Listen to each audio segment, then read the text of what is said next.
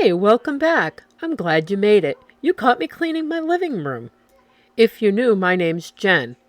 My channel is about homemaking, small home living, and living on a small budget. I'm glad you're here, and I hope that you'll take the time to like and subscribe. So right now I'm just walking around picking things up around the living room so that I can get ready to vacuum and also to fold clothes. I need the floor space to be cleaned up so I can actually do that. Another thing is I'm going to go back on my Facebook. I'm going to look around a little bit for the question and answer portion that I had told people if they wanted to ask me some questions that they could, and I'm going to find those and actually answer those in this video so that we can do something other than just music. Okay, so a user in our community asked what my favorite cleaning products are. And I actually have a really new one that I had never tried before, and it's called Barkeeper's Friend, and I'm sure a lot of you are familiar with it. I had seen it, but never really tried it. And I used it on my stovetop tonight, and let me tell you something, I am impressed. I really, really like it. And I can't wait to do a cleaning video and actually do my sink for the first time with it, because I think it's going to really work really well. Another one that I like comes from the Dollar Tree, and it's a LA Awesomes. It's a multi-purpose spray, and it smells like cherry blossom. It works really good. And my last one, I think that you'll notice that I use it a lot, and that's Windex. And I almost use that as a multi-purpose spray. Probably shouldn't, but I do. So, and it's not the Windex brand. I always buy an off-brand of it because to me, window cleaner is window cleaner. A viewer asked me what I like about living in Maine. I live in northern Maine, way up at the top of the state, and what I really like most about living in northern Maine is I get to freeze to death every winter, and I get to shovel piles and piles of snow off my car. No, really. I like it up here because it's peaceful, nobody bothers you. You have the opportunity to have a nice yard, neighbors that mind their own business, and everything is much quieter up here than it was when we were in central Maine. If you go to, the central and southern parts of Maine, you have the ocean and beaches and things like that. So it's a state where you get it if you like outdoor things, camping, snowmobiling, boating, all those kinds of things. It's a place to be if that's what you're into. Someone asked me what it was like to have a large family. Well, there's sort of two answers to that. Since my 8 kids are now grown adults and only one lives at home, and now I'm also raising my 8-year-old granddaughter, there's two answers. Back when the kids were all younger and little, it was very busy and somebody was always doing something, and the kids would play together, and we'd watch movies together, and there were fighting amongst the kids like normal kids, and there was never anything that was done easily. I mean, meals were big, going any place was a big deal, finding places to live as renters was always a big deal. But now, as my kids are adults, it's still different in a lot of ways than probably other families experience, their adult children. There's bickering amongst everybody, of the kids.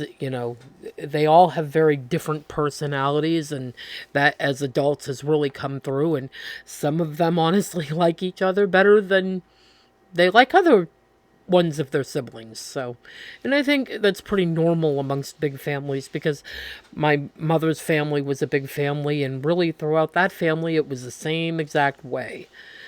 It annoys me to no end because I'd like to see them all getting along, but the truth is you can't make anybody like anybody, even if it is a sibling.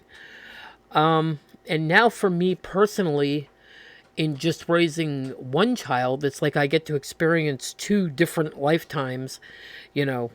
Raising a child is much different than raising 8, and it's much more laid back and less scheduled, and easier than for me personally than it was to raise 8 of them. Although the biggest difference is with 8 of them, there was always somebody to play with for them. And now in raising one, that's much different. She wants to be entertained a lot, And I never had to do that as much when the kids were little because they were all entertaining each other. So that's pretty much what it's like to have a big family versus, for me, a small family, which I'll always have a big family, but I mean, particularly raising just a singular child is much different than it was raising 8. Okay, two-part question. Who is my least favorite celebrity? As far as least favorite, I'm going to say I really don't have any real least favorite celebrities, but not even a close. I have respect for anybody that can stand in front of a camera and speak and do what they need to do. As far as favorite, I like James Gandolfini. I like Robert De Niro, Jack Nicholson, and for female, I like Julia Roberts in a lot of her older movies, Pretty Woman and Sleeping with the Enemy, and just basically any of her older stuff. I don't have a lot of favorite female actresses, but I like men that play power positions, I suppose.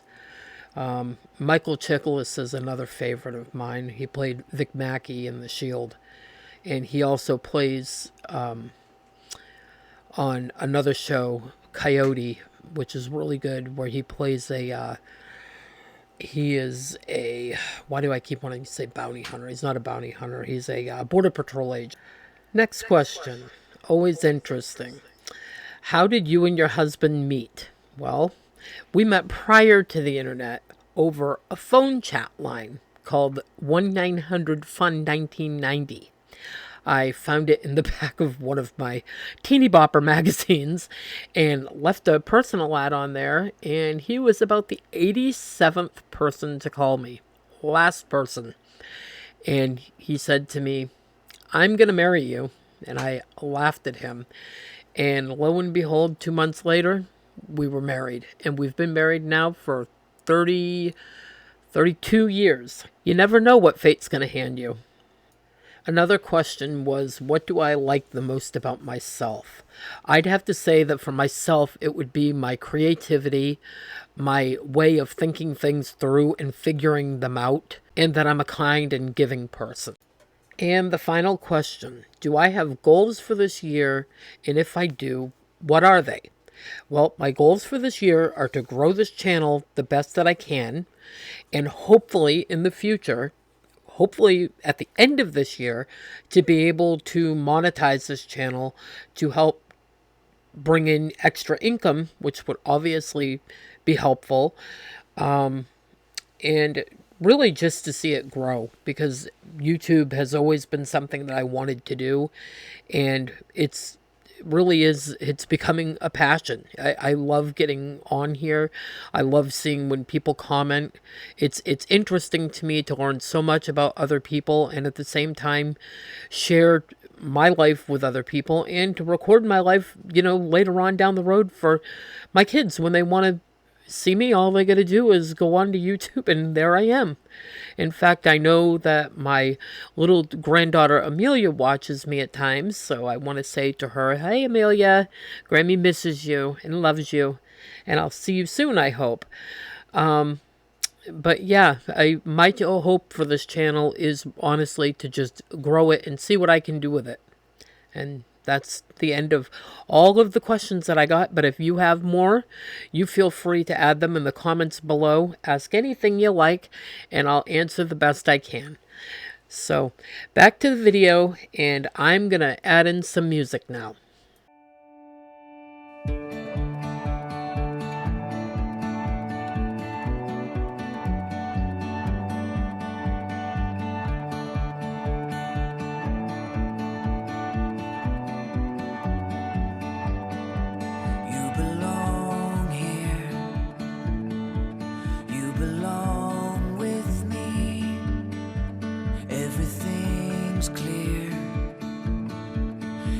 Choose to see, just imagine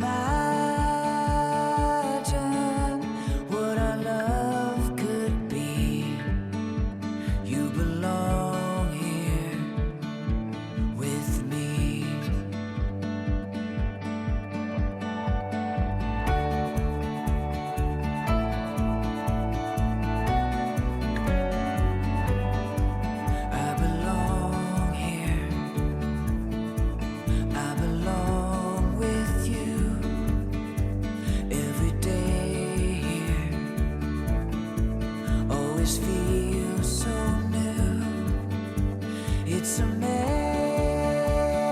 amazing what your love can do.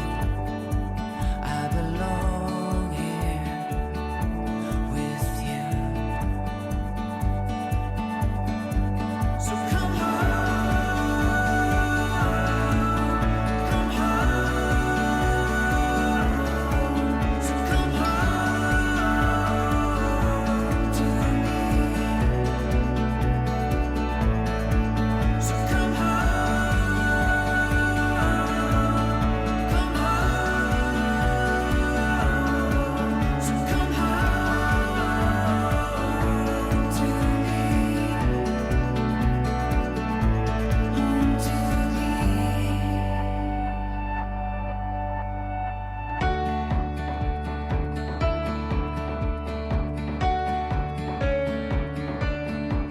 We belong here.